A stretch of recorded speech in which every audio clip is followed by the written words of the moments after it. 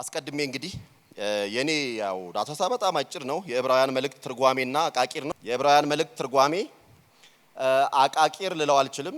ምክንያቱም ዛሬ አቃቂር አላወጣም ወይም ልናወጣ አንችልም። መጽሐፉ የሚመረቅበት ቀን ነው እና በሰርጉ ቀን ሙሽራው ላይ ሙሽሪት ላይ አስተያየት እንደማይሰጥ ይሄ ቢሆን ኖሮ አይባልም። ይሄንን ለማለት ጊዜ ይኖራችኋል ወደፊት ማለቴ ነው። እና ማስተዋወቂያ ነው ማረገው። ስለዚህ እንደሱ እንጠብቅ ለማለት ነው። ለዚህ መጽሐፍ ምረቃ የተሰበሰባችሁ የተወደዳችሁ ወገኖቼን እንግዲህ እናንተ ሁላችሁ ከሁሉ በላይ ደግሞ በዚህ ሰዓት ወንድሜ ሃኒኤል ይሄንን መጽሐፍ ለማዘጋጀት ለንባብም ደግሞ ለማድረስ እግዚአብሔር ስላበቃህ እንኳን አደረሰህ እንኳን ደስ አለህ ላለው እግዚአብሔር የተባረከ ይሁን። እንኳን እግዚአብሔር ረዳ። የእግዚአብሔር ጸጋ ነው ይሄንን ለማድረግ የሚያስችል። ስለዚህ እግዚአብሔር ይባረክ፣ ለአምላካችን ክብር ይሁን።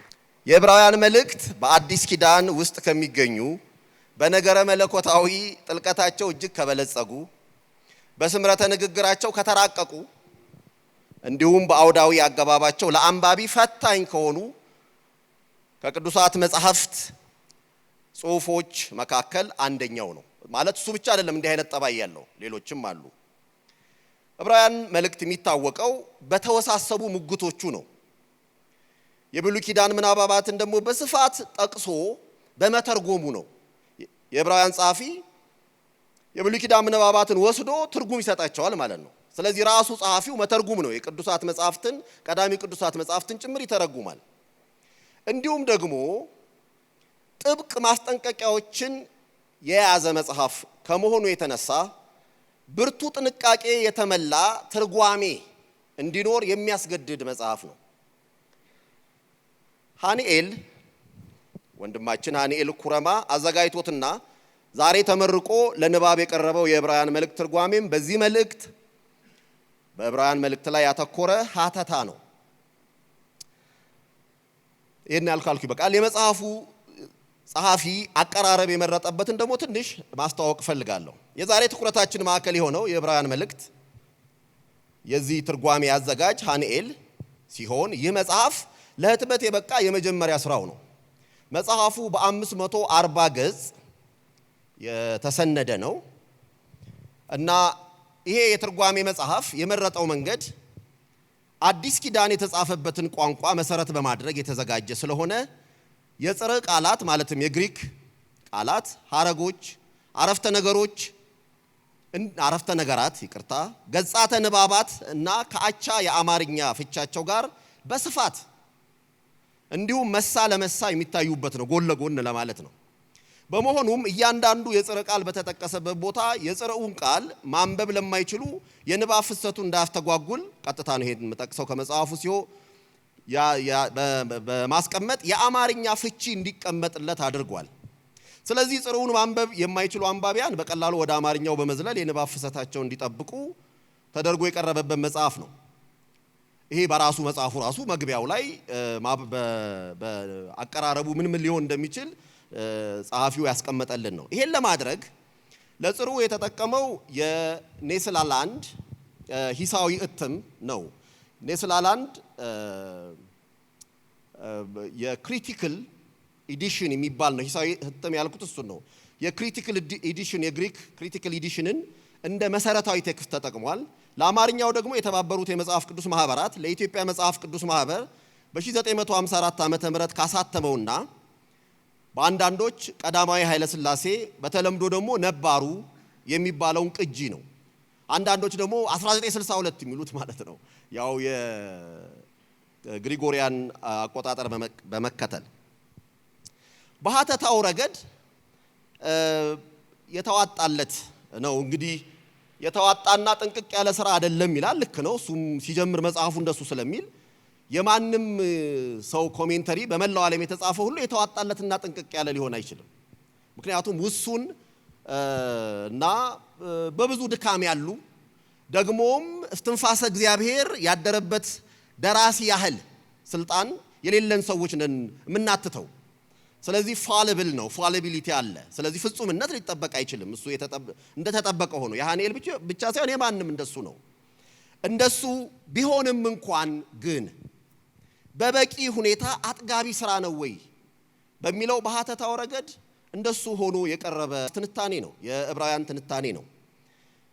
ከዚህ የተነሳ ያደረገው የተከተለው መንገድ ምንም እንኳን የግሪክ ንባባት ወደ በአማርኛው ንባባት ረገድ ቅድም ባልኩት መንገድ መሳ ለመሳ ቀርበው የተቀደሰውን ቅዱስ ቃል ካቀረበ በኋላ ትንታኔና ሐተታ ሲያቀርብ ሌሎች ከሱ ቀድሞ የነበሩ ሰዎች የሰሯቸውን ጽሑፎች ያማክራል፣ የራሱንም ብያኔ ይሰጣል እና ከዚህ የተነሳ በጣም በርካታ ቀደምት ጸሐፊያን ከሱ ቀድሞ የጻፉ ሰዎችን አማክሯል፣ አንብቧል፣ በተገቢው ቦታ ደግሞ ይጠቅሳቸዋል።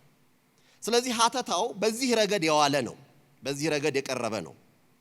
የመጽሐፉ ተደራሲያንን በሚመለከት ግልጽ አድርጎ እንደነገረን ተደራሲያኑ የዚህ የትርጓሜ መጽሐፍ አንባቢዎች፣ መጋቢያን፣ አስተማሪዎች፣ የመጽሐፍ ቅዱስ ተማሪዎች እንዲሁም የዕብራውያንን መልእክት ማጥናት የሚፈልጉ ሰዎችን ያካትታል ይላል። እንግዲህ በተቀዳሚነት መጋቢያንና አስተማሪዎች ትምህርትና ስብከቶቻቸውን በሚያዘጋጁበት ጊዜ እንዲያግዛቸው ታስቦ የተዘጋጀ መጽሐፍ ነው። እንዲሁም የመጽሐፍ ቅዱስ ተማሪዎች ጥናታቸውን በሚያደርጉበት ጊዜ ለምርምር ስራቸው አጋዥ እንዲሆን ታቅዶ የተዘጋጀ ነው። ይሄ በሚባልበት ጊዜ ግልጽ ለማድረግ የአማርኛ ቋንቋን በማንበብ ሊገነዘቡ የሚችሉ ሰዎች ይጠቀሙበታል ማለት እንጂ በመላው ዓለም ያሉ ዕብራውያንን የሚያጠኑ ሰዎች ሁሉ ይሄን መጽሐፍ ይጠቀማሉ ማለት አይደለም። ነገር ግን በሀገርኛ ቋንቋዎች የቅዱሳት መጽሐፍ ትምህርት እየተስፋፋ ባለበት በሀገራችን ብዙ ውሱንነት ስላለን በዚህ ረገድ ያለብንን ክፍተት ሊሞላ የሚችል የመጽሐፍ ነው። በተጨማሪም መልእክቱን ማጥናት የሚፈልጉ አንባቢያን የክፍሉን ትርጓሜ መረዳት እንዲችሉ በቀላል አማርኛ የተሰናዳ መጽሐፍ ነው ይላል። ይሄን ዳይሬክትሊ ኮት አድርጌያለሁ። በእርግጥም እውነት ነው። ማንኛውም የአማርኛ ቋንቋን ለማንበብ የማይቸገር ሰው ይህንን መጽሐፍ በቀላሉ ለማንበብ እንዲችል ሆኖ የተዘጋጀ ነው። ቀላል ነው ማለት ግን ቀለልተኛ ነው ማለት አይደለም። ይሄ በጣም ለማንበብ የሚያነሳሳ እና በጣም ጥሩ ሆኖ የተዘጋጀ መሆኑን ደግሞ መርሳት አይገባም። ምክንያቱም በቀላል አማርኛ ሲባል ሰዎች ሊረዱ በሚችሉት መንገድ የቀረበ ለማለት መሆኑን ማየት ይቻላል። የመጽሐፉ ፋይዳና ተዛምዶ ላይ ትንሽ መናገር እፈልጋለሁ። የትርጓሜ መጽሐፍት እንዲሁም ፍካሬና ሐተታ በክርስትና ዘመን ሁሉ የነበረና ያለ የቤተ ክርስቲያን የማያቋርጥ ተግባሯ ነው። ድንገት ዱብዳ እኛ የጀመርነው አይደለም። በዚህ አሁን ባለው ዘመን የተጀመረ አይደለም። የቅዱሳት መጽሐፍት ተማሪዎች፣ የቤተ ክርስቲያን መጋቢያን፣ ቀዳሚ አበው የቅዱሳት መጽሐፍት መተርጉማን ነበሩ። በይሁዳዊ ክርስትና ወይም ጁዳይ ክርስቲያን ትውፊት ቅዱሳት መጽሐፍት የሚጠኑ የሚብራሩና የሚተነተኑ ናቸው። ዳሩ ግን በአገራችን ቋንቋዎች የተጻፉ ጥቂት ስራዎች ቢኖሩንም እንኳ ይህንን ውስብስብና የክብር ማህደር የሆነ መልእክት በስፋትና በጥልቀት የሚያስተነትኑልን መዛግብት ያን ያህል የሉንም። ያንንም ደግሞ ክፍተት ማመን አለብን። ይህ በወንድማችን በሃኔል የተዘጋጀው የዕብራውያን መልእክት ትርጓሜ ያንን ክፍተት ይሞላል ብዬ ተስፋ አደርጋለሁ። መጽሐፉ የሃኔል የመጀመሪያ ስራው ነው። በመጀመሪያ ስራው ስል የመጀመሪያ የታተመ ስራው ነው ለማለት ነው። ብዙ ስራዎች ሰርቶ ሊሆን እንደሚችል መገመት እንችላለን። ይሁን እንጂ ታትሞ ሲወጣ ይሄ የመጀመሪያው በመጀመሪያው ስራው በዚህ ልክ ለማቅረብ በመቻሉ እግዚአብሔርን አመሰግናለሁ። አንተንም እንኳን እንደው ደስ አለ፣ እንኳን እግዚአብሔር ረዳህ። ይሁን እንጂ ግን ከቅዱሳት መጽሐፍት ጋራ የመጀመሪያ ስራው ቢሆን እንኳን ያለው ወዳጅነት፣ የንባብ ስፋቱና ያስተንትኖት ክሂሉ በዚህ ድንቅ ስራ ውስጥ ጎልቶ መታየቱን መመስከር እችላለሁ። በትርጓሜው ጥንቃቄ አይለየውም። ምንጭ ቋንቋው ላይ መሰረት አድርጓል። መጽሐፉ የተሸመነባቸውን ማህበራዊ፣ ነገረ መለኮታዊና ታሪካዊ ዳራዎችን እመር ብሎ አይዘልም። ምክንያቱም ቅዱሳት መጽሐፍት የተጻፉባቸው የራሳቸው ታሪካዊ፣ ባህላዊ፣ ቋንቋዊ ዳራ አላቸው። ስነ ጽሑፋዊም ዳራ አላቸው። በነገረ መለኮታዊ ንጽረቱ ይሄ ሐተታ ሁነኛ ነው። በአከራካሪ ሐሳቦች ላይ ሚዛናዊና ግልጽ ፍርድ ይሰጣል። ይሄ ማለት ቅድም እንዳልኩት ወጥ በሆነ ሁኔታ ማለት አይደለም። ጀነራል በሆነ መንገድ ነው የምናገረውና እንደሱ እንድንይዝ ይገባል። ምክንያቱም በዕብራውያን መጽሐፍ ላይ ስመጥርና ስመጥሩ የሆኑ ጥንታዊና ዘመናዊ ሐታቲያንን አጣቅሷል። ተቃራኒ አመለካከቶችን በማስተዋል የሚይዝ ሲሆን ገጻተ ንባባትን ወይም ቴክስት ስለማለት ነው ገጻተ ንባባትን በማብራራት ረገድ ጥንቁቅ እና ብልሃት የተሞላበት መንገድ ወስዷል። ለአንዳንድ ጠንካራ ንባባት የመጨረሻውን መልስ ባንልም አጥጋቢ ገለጻ የሰጠባቸው ስፍራዎች አሉ። ምክንያቱም ላለፉት 2000 ዓመታት እያነታረኩ የቀጠሉ አከራካሪ እና ጠንካራ ንባባትን ዛሬውኑ ጥም ቆራጭ መልስ እዚህ ውስጥ አለ ልንል አንችልም። ጸሐፊውም እንደዛ አላለም። ይሁን እንጂ አማራጭ ሐሳቦች እንድናገኝ ግን ይሰጠናል። ስለዚህ መጽሐፉ በዕብራውያን ጥናት ላይ ጠለቅ ያለ ግንዛቤ ለማግኘት ለሚፈልጉ ምዕመናን፣ ተማሪዎች፣ ሰባኪያን፣ የቤተ ክርስቲያን መሪዎችና መጋቢያን፣ የቅዱሳት መጽሐፍት መምህራንም ቀላል የማይባል አበርክቶ እንደሚኖረው አምናለሁ። በመስኩ መደበኛ ስራ ሆኖ እንደሚጠቀስም ጥርጥር የለኝም። ከዚህ በኋላ በሀገራችን ዕብራውያን ጥናት ላይ ሲካሄድ ይሄን መጽሐፍ መዘንጋት አይቻልም። ወንድም አኒኤል ይህን እንዲያዘጋጅ ላገዘው ለእግዚአብሔር ክብር ይሁንለት። የዕብራውያን መልእክት ይህን ያህል ካልኩ ከሕይወታችን ጋር ትንሽ ነገር ማገናኘት ይኖርብናል። ይሄ መጽሐፍ የሚነግረን የጌታችን የኢየሱስ ክርስቶስን ወደር የለሽ ልዕልናና በሁሉ ላይ የተጎናጸፈውን የበላይነት በአንክሮ በማወጅ የተጻፈ መጽሐፍ ነው። አቻ የማይገኝለት የመጨረሻው የእግዚአብሔር አስተርእዮት አድርጎ የዕብራውያን ጸሐፊ ያቀረበውን ኢየሱስን በማንነቱ በሥራውና በደሙ በመሰረተው ኪዳን ቀዳሚዎቹን ጥላዎች በማስረጀት ምልአታዊ ፍጽምት የሰጣቸው የቀዳሚ ተስፋዎች ሁሉ መደምደሚያ መሆኑን ያውጃል።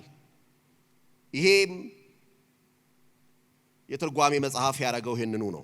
ስለዚህ ለአዲስና የተሻለ ኪዳን ዋስና በሰማያት ያለፈው ሊቀ ካህናት ሆኖ በእርሱ በኩል ወደ እግዚአብሔር ለሚመጡት የዘላለም መዳን ምክንያት የሆነውን ኢየሱስን ያስተዋውቃል።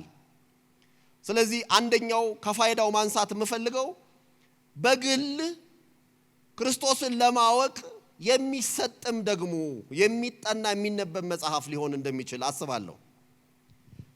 ምዕመናን ከጌታችን ከኢየሱስ ፍጹም መስዋዕትና ከዘላለማዊ ክህነቱ ጥንካሬን በማግኘት በእርሱ ባላቸው እምነት ጸንተው እንዲጓዙ በፈተናዎቻቸውም እንዳይበገሩ የሚያበረታታ መጽሐፍ ነው።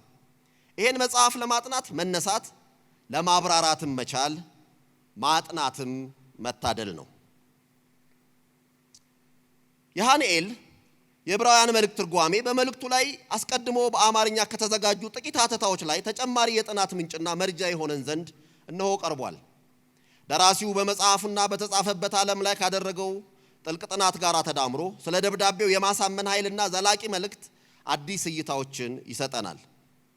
እግዚአብሔር ሊታወቅ የሚችለው ራሱን በመግለጡ ነው። የዕብራውያን መጽሐፍ እንደሚያስተዋውቀን የመጨረሻውና ታላቁ የእግዚአብሔር መገለጥ እግዚአብሔር በልጁ ራሱን መግለጡ ነው።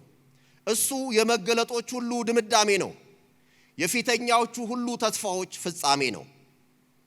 እግዚአብሔር ካልፈቀደለት በቀር የሰው ልጅ እግዚአብሔርን ማግኘት ወይም አስተርእዮን መቀበል አይችልም። በመሆኑም ይሄ መጽሐፍ የመገለጥ ዋነኛ ምንጭ በሆነው የእግዚአብሔር ቃል ላይ የሙጥኝ ብሎ የመጽሐፉን ምርጥነት እንዲያጎላ እንዳረገው ሁሉ በቃሉ ላይ ተስፋችንን እንድናደርግ የእግዚአብሔርን ቃል እንድናጠና ቃሉ የሚገልጠውን ኢየሱስንም የሕይወታችን ተስፋ ደግሞም የዘላለም የመዳናችን ምክንያት እንድናደርግ ይጠራናል። እርሱ ማን ነው?